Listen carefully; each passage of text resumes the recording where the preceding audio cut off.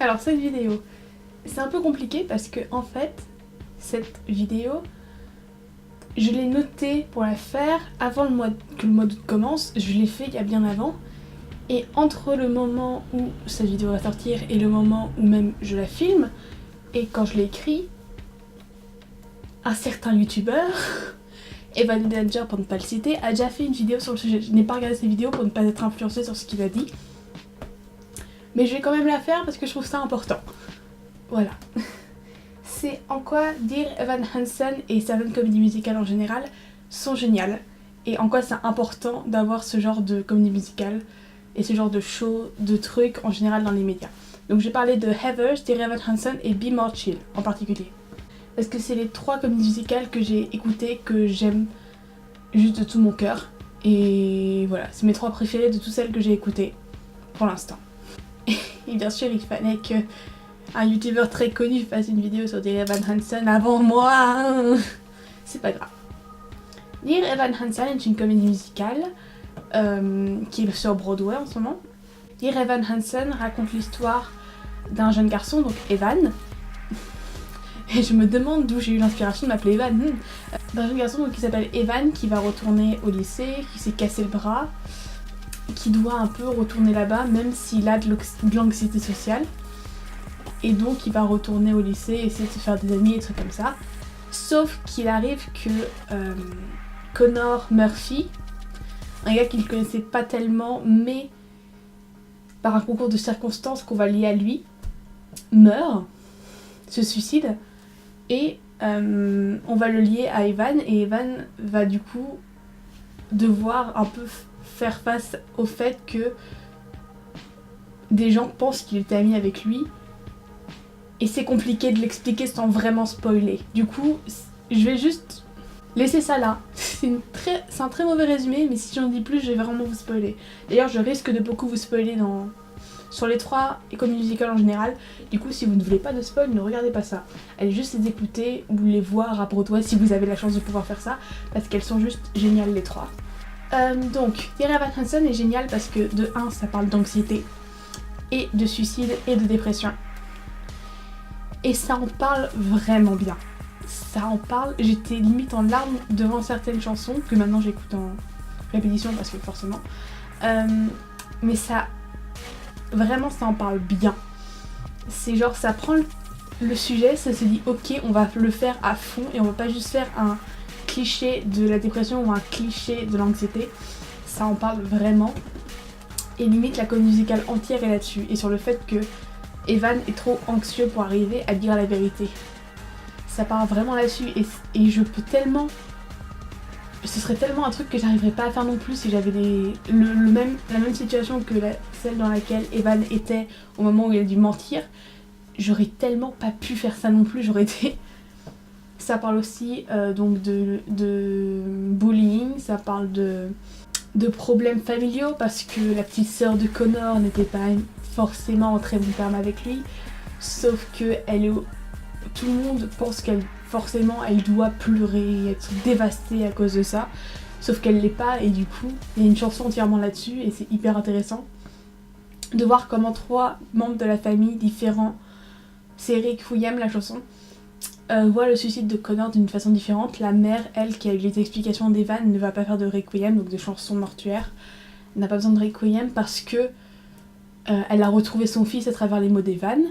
La sœur, elle ne va pas faire de Requiem parce qu'elle ne veut pas, parce que pour elle c'est pas une mauvaise chose que Connor soit mort et qu'elle comprend pas pourquoi il faudrait forcément qu'elle pleure sur son sort.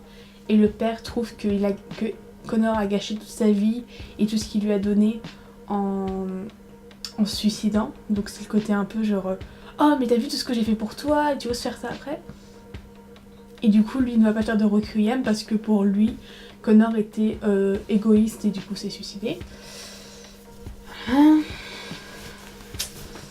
Pas forcément une très très bonne vision du suicide, mais c'est pas grave. Pour le père, mais c'est normal, il montre 3 points de vue de ça. Et après il y a le point de vue bien sûr d'Evan qui lui est aussi lié au côté dépression-suicide, mais qui lui va réussir à en sortir. Et ça montre qu'il y a tellement de chansons qui te font juste du bien quand on a besoin, genre You Will Be Found ou Waving Through a Window, enfin c'est tellement des chansons, quand tu en as besoin, ça te fait du bien quand tu les entends. Bon, t'en as qui sont plus du côté triste, t'en as qui sont plus du côté il y a de l'espoir, courage. Mais en général, les chansons de la comédie musicale sont vraiment très très bien faites. Et j'ai pas pu voir la version live malheureusement, mais je pense qu'elle est aussi très très bien. J'ai vu des extraits sur YouTube et c'est magnifique. Les jeux de lumière, etc. sont juste super beaux. C'est... Oh, cette comédie musicale, elle me prend au cœur, elle me l'arrache, elle fait hey et elle part. Donc voilà. Comédie musicale géniale. Ensuite, on a Heathers. Heathers, c'est plus du côté fun et rigolo que Dear Evan Hansen, qui est vraiment, même s'il y a des moments rigolos, Sincerely Me est plus triste et Heathers est beaucoup plus comique, etc. Ça parle aussi de dépression et de suicide, surtout à travers le personnage de JD qui est suicidaire, je suis désolée. J'ai revu le truc et j'étais là, merde, il est vraiment suicidaire. T'as une chanson où on peut penser qu'il parle de self-harm, enfin il en parle à un moment, mais sous-entendu self-harm beaucoup dans la chanson, c'est Freeze Your Brain. Ce personnage-là est vraiment... J'arrive vraiment à me voir dedans parce que je sais que si j'avais eu les mauvaises conditions dans lesquelles lui a vécu, parce qu'il a eu sa mère qui s'est suicidée, son père qui s'occupe pas de lui, etc., j'aurais pu finir mal comme lui. Bon, pas au point où psychopathe machin, mais vraiment pu finir mal comme lui. Et du coup, lui il montre vraiment une facette un peu exagérée, mais qui peut arriver de la dépression où tu pètes un câble. D'ailleurs, je vous l'ai pas dit, mais Heathers, c'est une comédie musicale qui est adaptée d'un film. Le film qui est un peu le précurseur de tout ce qui est Mean Girls, etc. Sauf que c'est beaucoup mieux que Mean Girls. J'ai vu le film, il est tellement mieux que Mean Girls parce que ça en parle mieux. Mean Girls, c'est vraiment oh j'ai changé et maintenant je suis belle et intelligente, waouh. Alors que dans Heathers, ça part comme ça, puis après ça part en délire de on va tuer des élèves, enfin c'est compliqué. Mais pour faire un résumé, basiquement Veronica Sawyer est une... Je vais faire un résumé de la comédie musicale et non pas du film, parce qu'il y a des trucs qui divergent dans les deux. Veronica Sawyer est une lycéenne dans sa dernière année qu'on peut plus, qu'elle a juste envie de finir et qu'on comprend pas pourquoi tout le monde est comme ça dans son lycée, tout le monde est devenu méchant, etc. alors qu'elle connaît ces gens-là depuis la primaire et qu'ils étaient pas comme ça en primaire. Et elle veut qu'ils reviennent à cet aspect primaire où ils étaient tous gentils et ils jouaient ensemble alors que là ils sont tous en train de se bully les uns les autres. Et personne n'a envie de rester dans ce lycée et tout le monde crève et la seule chose qui un peu les sauve entre guillemets, c'est 3 filles qui s'appellent chacune Heather, donc le titre Heathers, qui sont un peu les Mean Girls du lycée. Et elle va rejoindre ces Mean Girls entre guillemets parce qu'elle va faire quelque chose pour elle et elles vont être oh t'es pas mal en fait, viens rejoins-nous. Et du coup c'est elle qui va avoir des dilemmes moraux de si elle reste avec elle doit faire ça contre des gens ou elle doit faire ceci et cela. Et sur la route elle va croiser un jeune homme nommé JD qui va devenir son petit copain. Et JD a quelques problèmes on va dire. Voilà. Donc ça parle de suicide, ça parle de meurtre, ça parle de lettres de suicide aussi parce que t'as beaucoup de fausses lettres de suicide dans la comédie musicale. Mais c'est bien fait, c'est vraiment pas... Ça, ils auraient très bien pu partir sur un côté horrible où ils parlent vraiment mal de ça. Mais honnêtement c'est vraiment bien fait. C'est pas genre ça se fout pas de la gueule du suicide honnêtement. Vous pouvez trouver des versions filmées de Heathers sur YouTube parce que moi je l'ai vu comme ça et ensuite j'ai réécouté les chansons.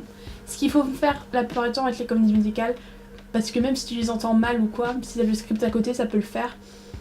Et honnêtement ça vaut mieux parce que t'as beaucoup de moments où souvent t'as des passages que tu n'auras pas du coup dans les chansons parce que c'est entre les chansons où ils discutent et du coup tu comprends pas forcément tout ce qui se passe si t'écoutes que les chansons.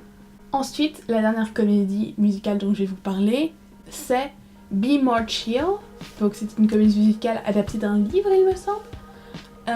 Dans cette comédie musicale, le personnage le personnage principal nommé Jérémy est un peu le loser du lycée, etc. Lui, il veut pas être un super-héros ou quoi que ce soit. Il veut juste être normal, entre guillemets, et qu'on le laisse tranquille. Et il veut survivre. Il se fait un peu harceler par tout le monde, lui et son meilleur ami ils se font harceler, etc.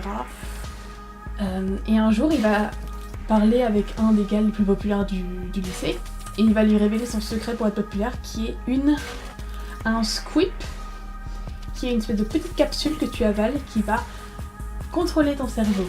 Et cette comédie musicale c'est très drôle, vraiment. T'as juste une chanson qui parle de ce que ça fait un peu d'avoir une crise d'anxiété qui est géniale, qui s'appelle Michael in the Bathroom. Cette chanson, elle est magnifique. Il y a rien à dire. Mais beaucoup de parties, enfin c'est... Be More Chill, c'est très drôle, mais t'as tellement de moments où juste ça devient sombre et tu le vois pas venir, et ça parle d'amitié, ça parle de contrôler les autres et de à quel point c'est pas sain de contrôler les autres. Ça parle de changer pour les autres, ce qu'il faut pas faire, forcément. Ça parle d'anxiété, ça parle de plein de choses et c'est vraiment vraiment bien. Ça, vous pouvez trouver une version entière juste audio sur YouTube. La version sur laquelle je suis tombée, vous aviez le script dans la description, du coup vous pouviez suivre en même temps. Et honnêtement, c'est mieux de faire ça parce que sinon vous n'allez pas forcément comprendre ce qui se passe si vous écoutez juste les audios. Donc voilà, c'est les 3 comédies musicales que personnellement je préfère. Si vous voulez des comédies musicales sur d'autres thèmes, je vous conseille In the Hills, je crois que ça s'appelle. Une comédie musicale de Lin-Manuel Miranda qui parle d'immigration, qui est très très bien. Et aussi forcément Hamilton, mais je l'ai pas encore écouté, qui est très très bien et qui parle d'immigration et qui parle des pères fondateurs des États-Unis, qui est très cool.